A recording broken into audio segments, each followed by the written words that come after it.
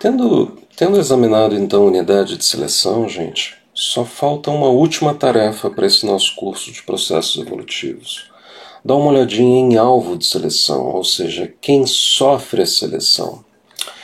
E para ser um alvo de seleção, você precisa ter 3 propriedades, tá? Primeiro, esse alvo de seleção tem que ter reprodução, ou tem que ser reproduzível. Este alvo de seleção tem que ter uma expressão fenotípica. E terceiro, ele tem que ter variação, de forma que grupos geneticamente definidos possam ser atribuídos e um fenótipo médio para aqueles grupos serem calculados. Ora, essas 3 propriedades são propriedades inerentes dos indivíduos, né? Na verdade, a gente pensar em indivíduos como sendo alvo de seleção é tão normal, é tão intuitivo para a gente, que eu não vou nem perder meu tempo tentando convencer de vocês que os indivíduos são alvos de seleção. Eles são alvos de seleção legítimos e, em geral, eles apresentam reprodução, têm expressão fenotípica e têm diferenças entre esses indivíduos. Portanto, eles podem sofrer a seleção natural. O que eu vou fazer é mostrar para vocês que existem alvos de seleção tanto abaixo do nível dos indivíduos como acima do nível dos indivíduos, para abrir um pouquinho a cabeça de vocês e vocês pensarem que podem existir alvos de seleção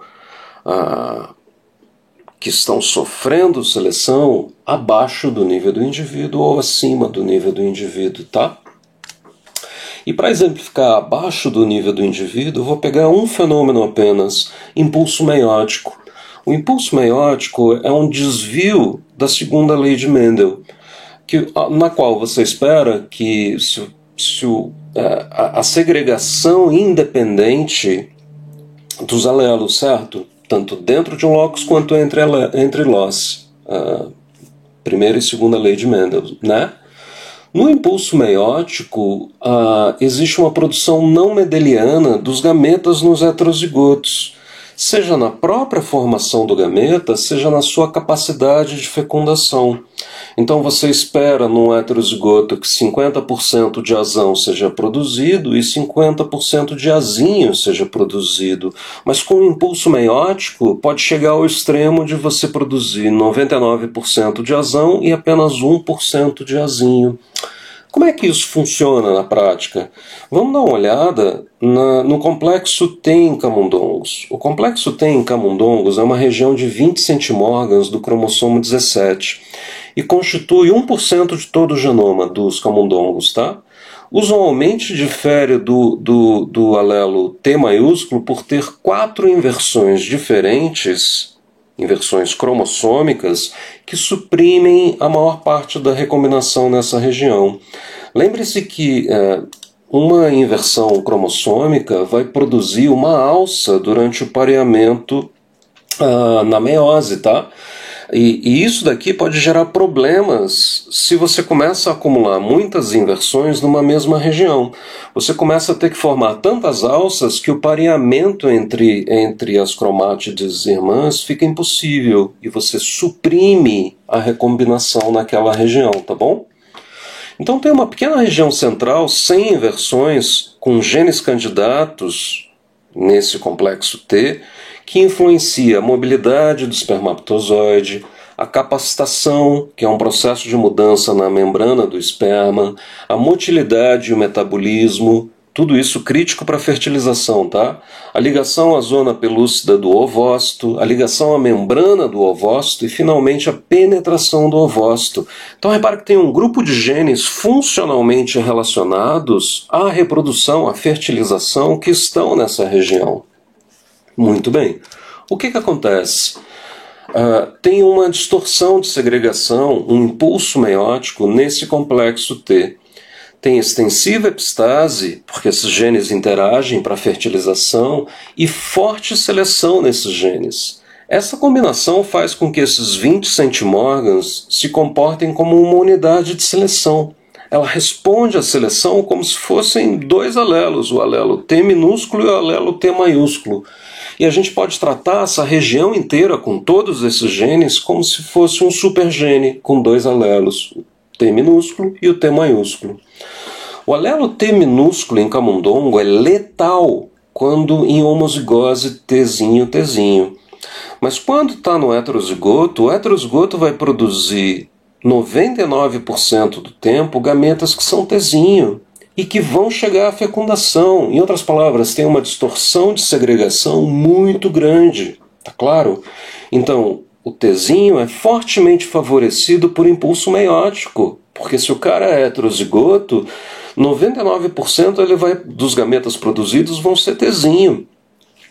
Mas, por outro lado, eles são fortemente selecionados contra no nível dos indivíduos Tzinho, porque é letal. O ratinho não chega à idade reprodutiva. A seleção atua contra ele se ele for Tzinho. Ora, esse impulso meiótico, então, está mostrando que a gente tem dois alvos de seleção aqui. Um alvo de seleção é o indivíduo que está sofrendo a seleção. O Tzinho é letal. Mas tem um outro alvo de seleção, que é o próprio impulso meiótico. O impulso meiótico, no alelo Tzinho, fornece um alvo de seleção legítimo. Ele tem aquelas 3 propriedades de alvo de seleção. E isso é um nível de organização abaixo do nível do indivíduo. A gente está falando dos gametas, do gameta Tzinho e do gameta T maiúsculo. Os gametas Tzinho são favorecidos 99% na formação dos gametas nos indivíduos heterozigotos. Então, na prática, a gente tem 2 alvos de seleção, e 2 alvos de seleção, inclusive, que são antagonísticos, estão puxando em direções opostas. Olha o que está acontecendo. Essa é a mudança no alelo Tzinho esperada devido ao impulso meiótico. Ele deveria ir subindo de frequência. Só que quando ele sobe de frequência, começam a aparecer muitos indivíduos que são Tzinho, e a seleção atua fortemente contra esses caras que são Tzinho, porque eles são letais, diminuindo a frequência do alelo Tzinho. Surge então um polimorfismo estável por volta de 20%, um pouquinho abaixo de 20% de frequência para o alelo Tzinho. Você só entende que ele é mantido na população por seleção quando você entende que a seleção tem 2 alvos de seleção aqui. Porque se você olhasse só para os indivíduos, os alelos Tzinho seriam letais quando no homozigoto. Você esperaria que a frequência deles fosse a 0, tá claro? Mas não vai. Não vai porque ela sobe devido ao impulso meiótico, que é o outro alvo de seleção.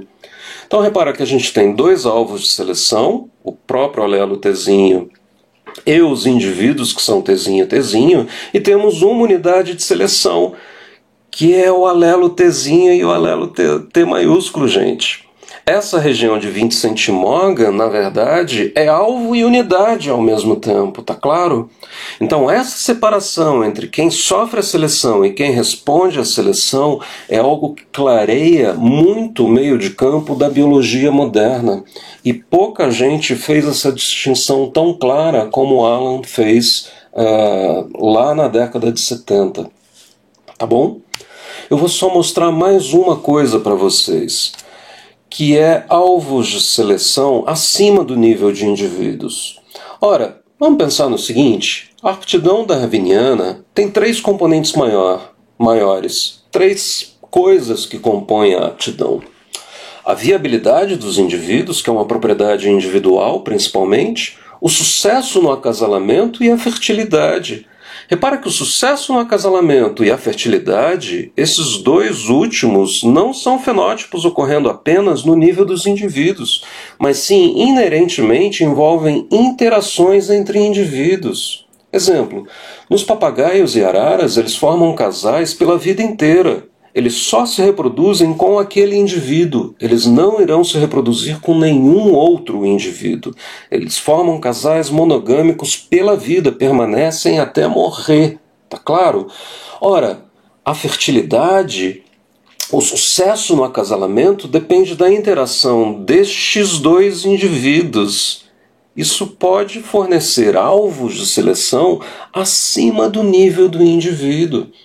Vocês já viram vários exemplos de alvos acima do nível do indivíduo na aula do Glauco, quando a gente falou de seleção sexual. Ora, a seleção sexual vai interagir da interação entre indivíduos, seja do mesmo sexo, competindo pelo acasalamento, seja entre sexos opostos, tentando convencer o outro sexo a acasalar com você.